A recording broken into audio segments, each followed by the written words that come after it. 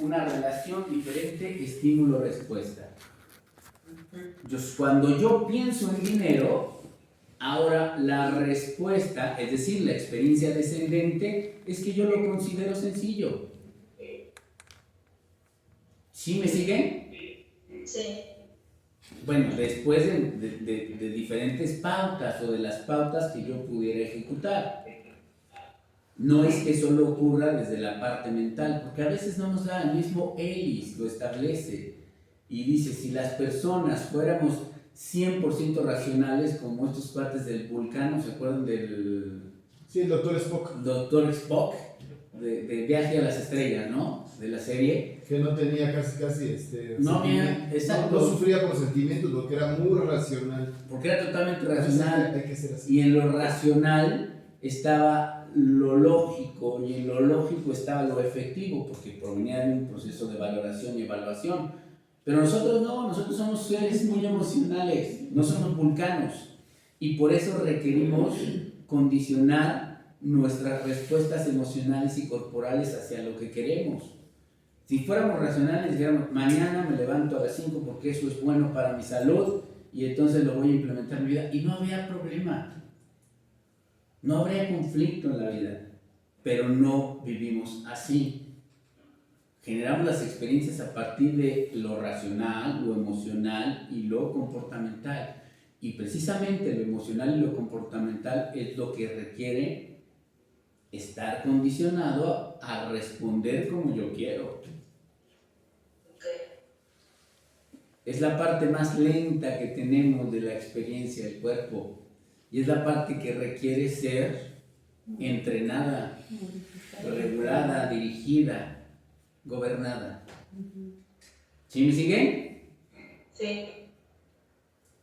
Vamos a empezar increciendo. ¿Una pregunta, una duda? Sí, maestra Eli. ¿O todas juntas? O todas juntas. Resulta que mi mamá tiene como 2 meses, esto tiene que ver un poco con la ansiedad, de que dice que se sienta a la mesa a comer y siente que le va a hacer daño la comida, más bien como que siente asco, como que no tiene hambre, como tiene una cierta repulsión con la comida. Ajá. En el momento de sentarse a la mesa, no lo piensa antes ni después. En el momento de ver su plato enfrente. Y entonces yo, un poco con lo que he aprendido de usted, le dije, mira, todos los días antes en el momento en que te sientes vas a decir, esta comida me va a ser benéfica para, y tú le inventas para cualquier cosa que necesites, para el corazón, para la cabeza, para los pulmones, para el estómago, etc. ¿Ese es una especie como de tarea conductual? Sí, totalmente.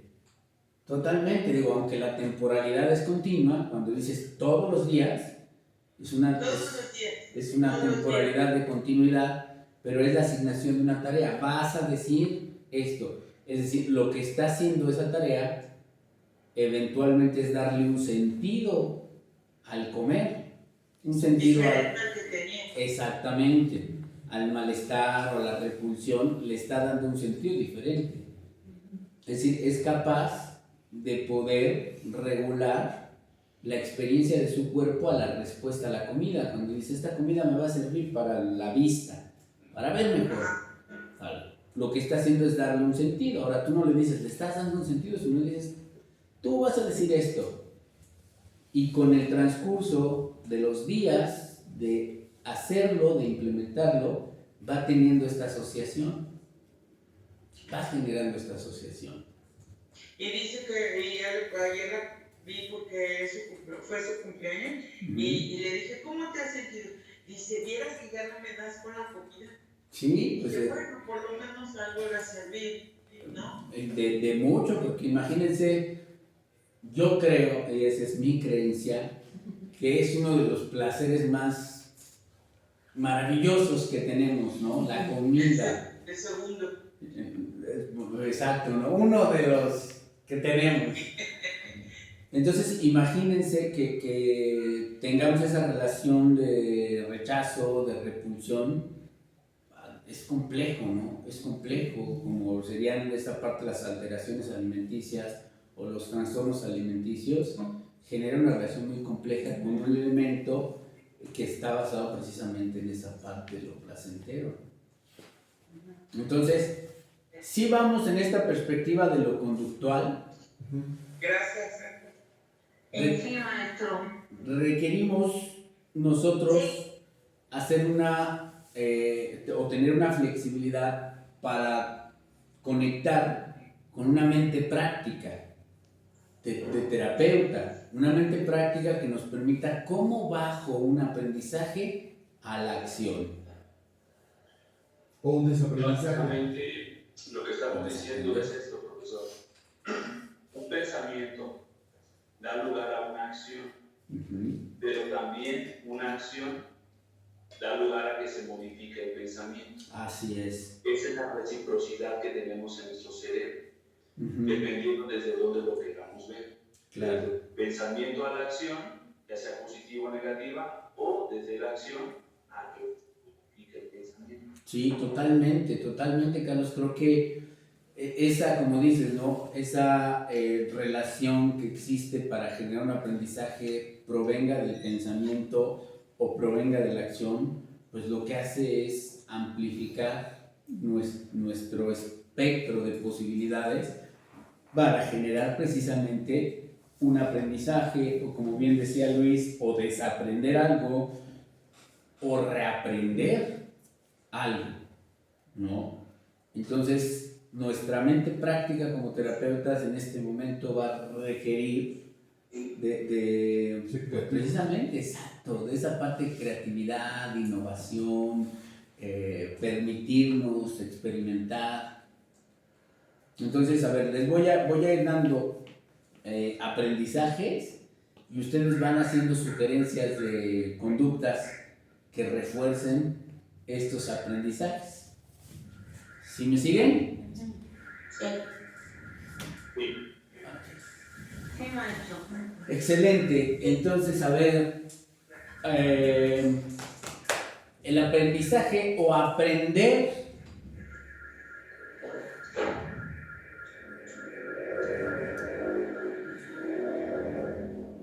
por ahí.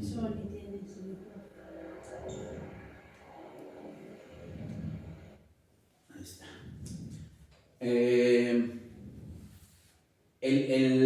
El aprendizaje va a ser el tener una postura para pedir respeto a los otros. La conducta aquí sería, por ejemplo, si la persona tenía acostumbraba a formar demasiada confiancitas con los compañeros, y ve que le está resultando eso, pues tienes que darte tu lugar, o sea, práctico, darte tu lugar, ponte serio, sea amable pero sé serio. Ok, ese sería el resultado. ¿Cuál es la conducta? ¿Qué conducta me podría llevar a eso? A darme mi lugar, a yo mismo ponerme límites o a tener una postura para pedir respeto. ¿Sí, Carlos? Le voy a poner ese ejemplo que es mi caso. Cuando yo no estudio tanto, me genera un pensamiento que es muy difícil terminar mi carrera de medicina, cuando no estudio tanto.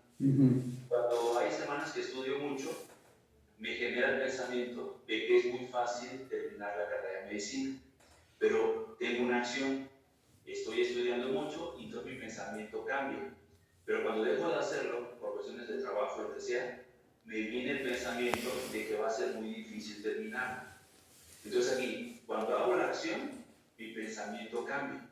Cuando dejo de hacer la acción, viene la parte esa cognitiva de que va a ser muy difícil lograrlo. Pero cuando sí hago la acción de estudiar y de empaparme, entonces viene la parte conductual y entonces mi pensamiento cambia.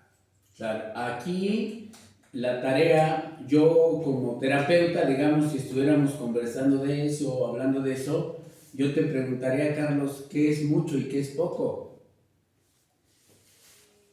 Bueno, digamos mucho, voy a suponer ¿Vas a suponer o ese es mucho? No, más bien yo diría que en este momento para mí eso sería como mucho, porque no le puedo dedicar más tiempo. Ok. Entonces, en la parte conductual, eso es lo que utilizaríamos. Vas a llevar un registro del tiempo de estudio que llevas cada día para observar cómo te estás asociando, relacionando pues a esta cantidad de estudio que tú requieres para que esta creencia de que es fácil la carrera de medicina se mantenga en ese sentido. Entonces la parte conductual es llevar el registro. Sí. Esto es lo que hace en este momento la TREC, en la parte conductual, transferir eso a elementos que se vuelvan evidenciables, observables, medibles, tangibles, gestionables. Por ejemplo, ahí sería, quieres ganar respeto, hay una serie de una o dos personas que te están provocando esas chanzas de que ya se están pasando, pues ahí lo conductual sería, tú no respondas de la misma forma, ponte muy serio y saluda con respeto. Ok, aunque ahí estaría más en la parte todavía de lo racional, es decir, a ver, ¿cómo va a reforzar esa parte de respeto? ¿Qué va a hacer?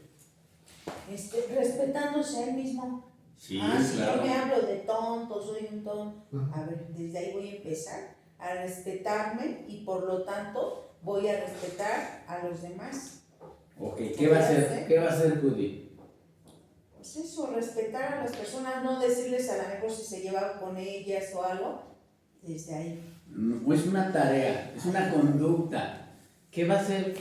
Hace rato lo hablábamos con Sonia, a ver, 5 minutos, te vas a repetir este mantra, mi hermano. ¿Vale? Esa es una tarea conductual. Si no es una tarea cognitiva, si yo le digo al otro, bueno, vas a respetar a los otros, cuando alguien te hable mal, mejor aléjate. Esa es una tarea cognitiva. No, pues sería algo muy sencillo. Tu postura y tu mirada que sea a la persona que te está tratando de tomar esa chanza, que ya no te pareció, velo muy serio, ponte serio. Esa es la tarea, o sea, voltealo a ver y ponte serio. También sería cognitivo, ¿no? Sí, así es. Así es. Acuérdense que necesitamos algo por cómo observamos si se puso serio o no. Es más, él mismo, ¿cómo podría evaluar si se puso serio o no? Bueno, pues él ya una cosa, una medida más. Si hay alguien que está tomando, un ejemplo muy práctico, ¿no? O sea, esas chanzas que ya no le parecieron. Oye, mira, yo nunca te he tomado ese tipo de... Siempre te respeto y pido respeto. Ok. Fíjense cómo ahorita observando esto, pensando en esto, fíjense cómo cuando la tarea se concentra en la parte cognitiva,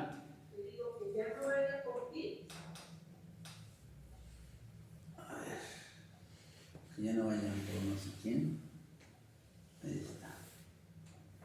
No voy a decir algo comprometedor. Cuando la tarea se concentra en la parte cognitiva, damos pie a que pueda existir un sesgo en la parte irracional. Por eso les decía, o sea, yo puedo asignarle al paciente y decirle, ponte serio. Pero si él desde su irracionalidad, es decir, desde su distorsión, dice, pues yo sí me puse serio.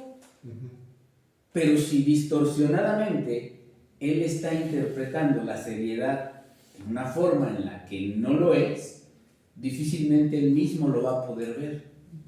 La tarea conductual lo que busca es romper ese sesgo del comportamiento irracional o de la distorsión dentro de la parte irracional. Si yo le digo a esta parte, a ver, lo que vas a hacer, tu tarea va a ser es una lista de las personas que te toman esas chanzas. Exacto, que con las que rompes esa parte del respeto, y en esa lista vas a poner con cada persona cuál es la forma con la que tú rompes ese respeto. Y es una tarea Es llevarlo a lo conductual. físico. Es llevarlo a lo observable, a lo tangible, a lo medible. porque eso rompe la parte irracional del comportamiento. Si no, no hay forma de evidenciar que no esté distorsionando la tarea. ¿No? Cuando yo le digo, a ver, no, pues vas a ser más cariñoso con tus hijos. Desde su distorsión, a lo mejor el ser cariñoso nada más es no decirle groserías. Y él dice, soy todo amor, soy un pan de Dios. Pero eso es su distorsión. No hay una forma de evidenciarlo. La parte conductual, aunque pueda parecer que tiene menos peso emocional, va a permitir que en algún momento se dé. Y la parte conductual, ok, quieres trabajar la parte de ser cariñoso, les vas a dar 10 besos a tus hijos cada día. Eso es algo medible, observable, tangible. Vas a ir, los vas a arropar y les vas a dar su beso. Les vas a leer un cuento en la noche. Es algo medible, es algo observable. Que si solo dejamos la tarea de decir, pues vas a ser más cariñoso, hay un sesgo muy amplio que pueda despertarse esta distorsión en lo irracional. Sí, porque desde su creencia puede ser, pues es que yo soy cariñoso, yo así demuestro mi cariño, ¿no?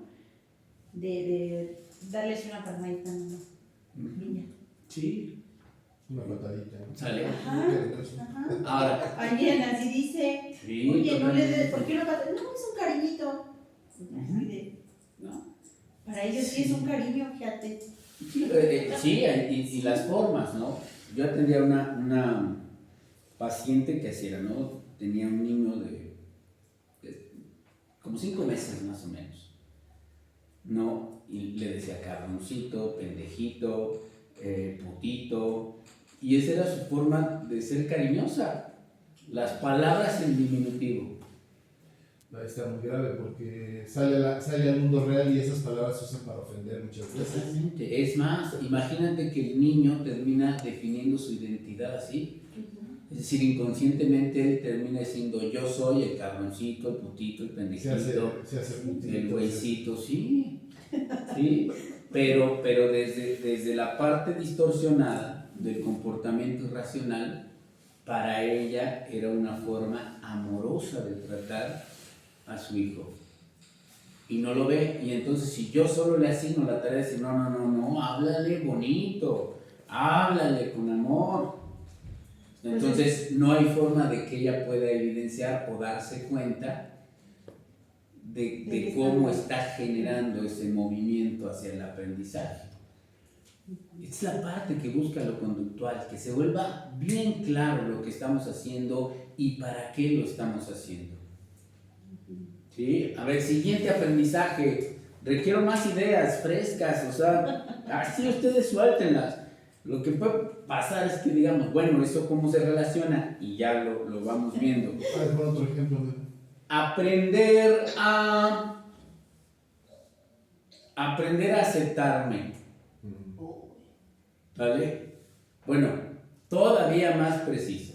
Aprender a aceptar mi cuerpo.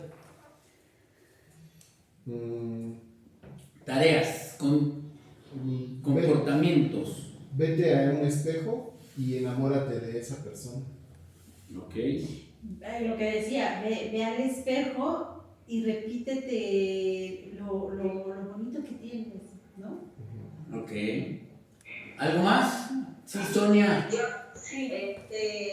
igual como lo estaba diciendo Luis y Vero, verse al espejo por 7 días, 10 minutos en la mañana. No importa cómo esté, sin bañarse, sin nada, sino más que mirarse su cuerpo, poder mirarse a los ojos y decirse, agradecer a su cuerpo que le permite expresar el día de hoy actividades. Ok. Agradecerle a él. Maestro, sería, por ejemplo, ponerse notitas, unos post-its en todos lados y decir, soy hermosa y tengo un cuerpo espectacular. Totalmente. ¿No? Sí, ya es conductual. Yo no saqué porque lo digo porque tengo pegados mis post-its en todos lados. Yo soy bella, yo soy delgada, aunque en el espejo me veo botijonas, yo soy delgada. Ah, okay. Ya te hizo una distorsión. Ya, ya vimos dónde no pusiste post-it. A ver. Sí, exacto, pues ahí tienes que poner. Ahí es el principal punto donde habría que poner el post-it. ¿No? Claro. Entonces, fíjate cómo la parte, si ahorita te doy la palabra, Leti, fíjate cómo esta parte conductual o la tarea que está sufriendo Olga se vuelve una parte de reforzar el estar en contacto con una creencia de que mi cuerpo es hermoso, de que mi cuerpo es valioso, porque cuando llega el pensamiento de decir, ¡ay, qué feo estoy! Y conecto con el post-it, es reforzar esa parte de decir, no, a ver, mi cuerpo es maravilloso, mi cuerpo es hermoso, y entonces reforzamos, nos entrenamos, nos condicionamos a vivirnos de esa manera. Voy a tener que poner Leti. en mis espejos. Sí, maestro. Yo siempre he sido alta desde niña. ¿Cuánto yo mides? mido 1,73. Entonces, Okay. a mí de niña en la escuela siempre me tocaba hasta atrás porque nos formaban por estaturas. La ropa no me quedaba porque era alta. Yo aprendí a hacerme mis pantalones. Bueno, hay muchas cosas que yo decía, pero ¿por qué seré tan alta? Y ya cuando yo empecé a tener trabajos más formales, me di cuenta que incluso hay trabajos que te piden estatura, Sí. cierta estatura. Entonces yo dije, ay, bueno, pues por lo menos esa ya la libré. Ya no tengo problema de estatura. Después me di cuenta que una mujer alta siempre llama la atención, o sea, yo misma me fui dando cuenta de mi beneficio y que yo bueno, por mi experiencia de vida, pues no me gustaba ser alta, pero ya después me fui yo misma convenciendo, yo misma me fui dando cuenta, incluso mi esposo, estamos de la misma estatura y cuando empezamos a salir, pues yo ya no usaba tacones, ¿no? Porque decía, no, pues para que no se sienta mal. Y él mismo me dijo, oye, ¿por qué no te pones tus tacones? Le digo, ay, es que me cansan, o sea, no le dije, pues porque te voy a dejar más abajo, ¿no? Y entonces ahí como que me sentía aún más, pues con mayor gusto de ser alta. Ajá. Sí, o sea, yo misma fui aprendiendo. Claro, en una parte de las, digamos, de las experiencias, lo que hablábamos de modular nuestros sentidos a partir de lo que nosotros vamos aprendiendo, pues desde luego tiene que ver con la efectividad de los aprendizajes que nosotros generamos. Hay aprendizajes que nos vuelven sumamente efectivos en la vida, es decir, son aprendizajes expansivos que nos permiten actuar de forma más racional y contundente. El punto es aquellos aprendizajes que generan lo opuesto, comportamientos irracionales, desadaptabilidad y por lo tanto poca efectividad de la persona en lo que está realizando. Y todos tenemos de ambos, ¿no? Todos tenemos aprendizajes que nos vuelven en ejecutores sumamente efectivos, pero también tenemos aprendizajes que nos vuelven en inefectivos en la vida. Esos son los que requerimos empezar a observar y trazarnos. Yo hace rato que ponía Carlos el ejemplo del plan de entrenamiento. Este es un plan de entrenamiento. Un plan de entrenamiento es cómo modifico mi actuar en la vida a partir de un conjunto de pautas que me permitan modelar una forma de mi plano de creencias diferente del mundo, la parte del mundo. ¿Sí me siguen? Sí, maestro. El fin de semana platicaba con uno de mis hermanos y me decía, bueno, estábamos platicando muchos temas, pero en eso salió la parte de los dientes y las muelas, que su esposa quiere poner brackets, etc. Y me dijo algo interesante que me llamó la atención, ¿no? Que dice que en algún momento él tuvo un dolor de muela y que a partir de eso dijo, nunca más vuelvo a padecer un dolor de muelas. Entonces, es una declaración que se establece como un plano de creencias y que entonces le lleva, ahora sí, a ejecutar ciertas pautas, porque no solo es decirlo. Tengo que tener salud bucal. Exactamente, tener salud Revisiones. bucal, revisiones, limpiezas, hábitos. Entonces, una declaración es aquella que transforma nuestra relación con el mundo. A veces creemos que hacemos declaraciones, pero no son declaraciones. O hacemos declaraciones a la inversa, ¿no? Como, Sí, desde luego. como las personas que dicen nunca más, o sea, a partir de que tuvieron una experiencia difícil, dura, mala, dice nunca más me vuelvo a enamorar. Y hay gente que he conocido que lo cumple. Como Juan Gabriel. Como Juan Gabriel, yo una vez conocí a un señor en un parque y lo saludaba. Yo vivía ahí en ese época, en Coyoacán, en la Prado Churubusco. Y me iba a correr con mi hijo en las vacaciones y yo lo empecé a ver. Y traía un perro muy, muy bonito y nosotros tenemos un perro también. Y por eso empezamos a platicar y el señor muy amable. Ya era un señor grande, como de unos 80 años. Y tenía una casa ahí cerca del jardín. Y bueno, después nos invitó a mi hijo y a mí a su casa ya con el tiempo. Y un día en confianza me contó cómo fue su vida. Él era estudiante, él estaba de jovencito en un pueblito en Veracruz. Se enamoró muy, muy fuertemente, ya iba a ser ingeniero. Se enamoró de una chica de su pueblo y ya hasta la había pedido y todo. Y pasó lo que pasa mucho en los pueblitos, pasaron unos militares que estuvieron ahí en una misión. Y pues de la noche a la mañana la muchacha se fue con uno de los militares y lo dejó ahí ya con los preparativos de boda y todo. Y él dijo, nunca más me vuelvo a enamorar de una mujer. Y hasta la fecha era un señor solo. Okay. Fíjate qué duro. ¿Cuál es el mandato ahí? A esa edad incluso, pues yo le dije que podía tener una compañera, una amiga, una novia.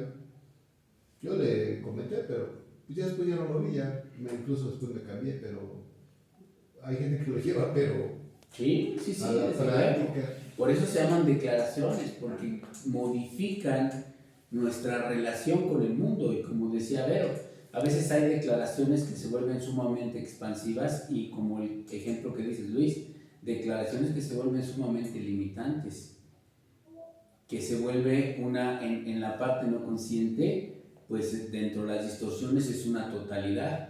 Es decir, todas las mujeres me van a hacer lo mismo. Se vuelve una regla.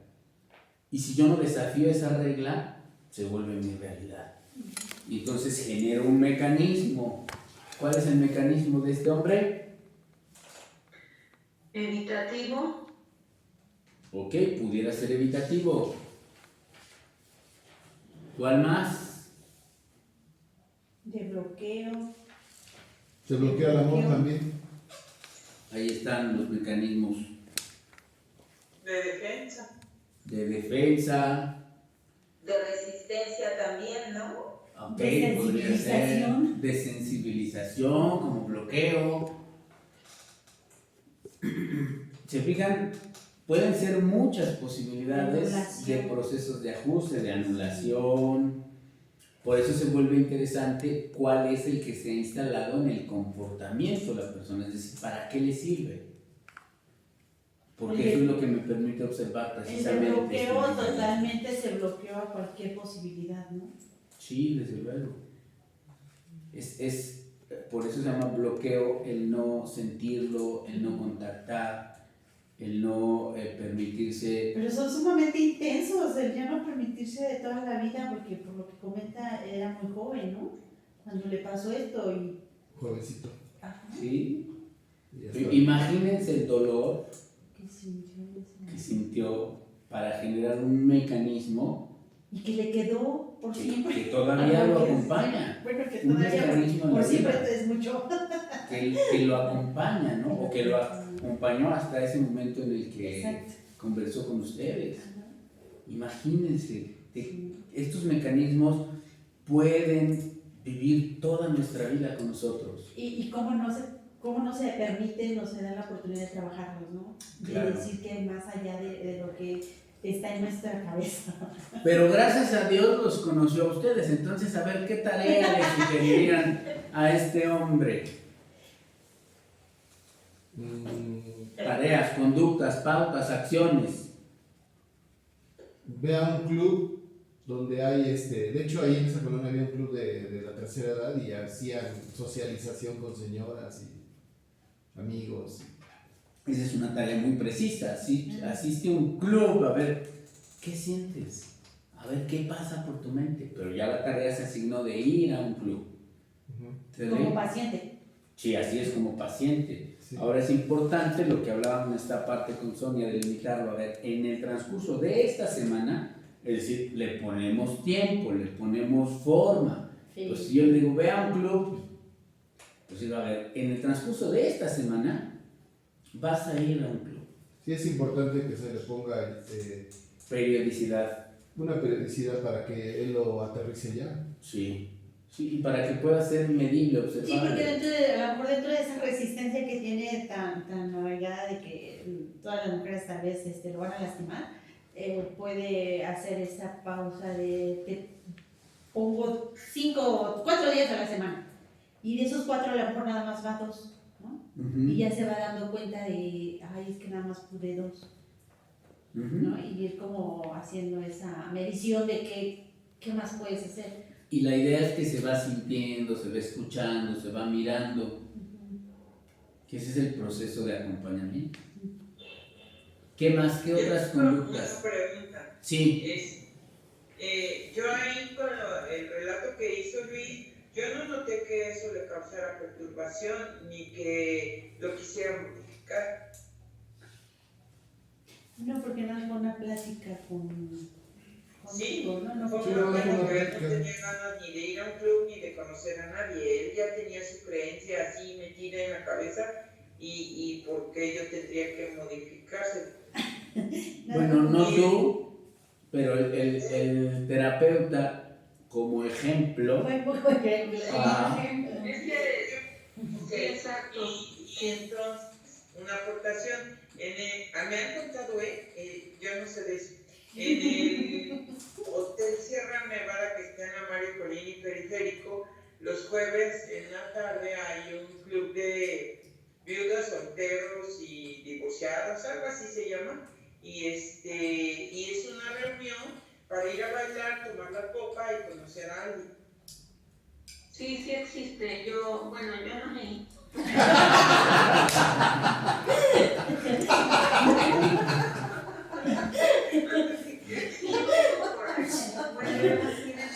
Y me quedan así conmigo.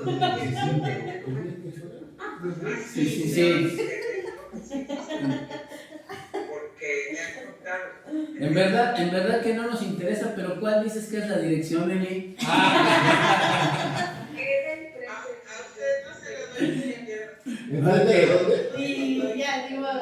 Sí, En el que se va para Querétaro, ahí está. yo recuerdo, Yo quiero mucho a la maestra Selene. y yo más. Sí, yo recuerdo hace a lo mejor como 12 años, 10, 12 años, que empezaron a surgir mucho estos grupos donde veías mantas y anuncios por todos lados. Si buscas pareja, te invitamos a una fiesta o a una reunión. Y yo quiero pensar que es algo como esto, ¿no? En donde pues se reúnen personas que tienen precisamente esa necesidad de relacionarse con alguien más y entonces pues puede surgir a lo mejor desde una plática hasta una relación ya más formal, ¿no? Pues ahí está puesto, está en el hotel ya. Pasando por todas las matices. Ya nada más suben y ya, ¿verdad? Un prejuicio acerca de esa situación. Yo, por ejemplo, me negué muchas veces en ir con una amiga. Ajá. Y entonces resulta que un día ya me tenía harta, me convenció y fui. Y yo me sentí como que me iban a poner ahí como en exhibición para que alguien pasara y me escogiera o algo así. Y sentí muy feo esa situación. Pero resulta que no, es una reunión donde estábamos mi amiga y yo en una mesa y había señores en otras mesas y así, o amigos, y te sacaban a bailar o se ponían a platicar en tu mesa y todo. Hay, como en todas partes, un tipo muy patán y un tipo muy amable y muy agradable, y tú querías estudiar teléfonos o algo así, pero yo tenía como un año de divorciada y digo, si querías, no necesariamente tenías ni que irte con él en ese momento ni darle tu teléfono, pero sí fue ¿cómo se dice? Una situación agradable para mí. Claro, y yo creo que esto que dices, No salí con nadie de ahí, pero no fue mala la experiencia. yo creo que tiene que ver esta parte actitudinal de lo que vas buscando también, ¿no? Porque seguramente si vas buscando lo otro, pues te vas a encontrar también la otra posibilidad, ¿no? Entonces, Sí. Pues qué bueno que se dio la oportunidad. Raquel, sí. Conocer. Disculpen que me he estado saliendo, esto es entre paréntesis, pero es que mi hijo me tuvo que traer a mis nietos porque acaban de hacerle la prueba de COVID a mi nuera y salió positiva, entonces así, como alcancé se ha escrito la situación, perdón, esa es una. Y otra, me encanta ahorita que dices, esto y aparte, que quieres mucho a Selene y que Selene te quiere mucho a ti, y en algún día de la clase tú dijiste, nos dimos cuenta que estábamos dejando de hacer actividades de pareja, y yo me conecté en esa parte y les puedo comentar algo. También a mí me pasó esa situación con mi esposo, la retomamos, y cuando yo pude dejar a mi hija, pues la más chica ya encargada con su hermano, que es más grande,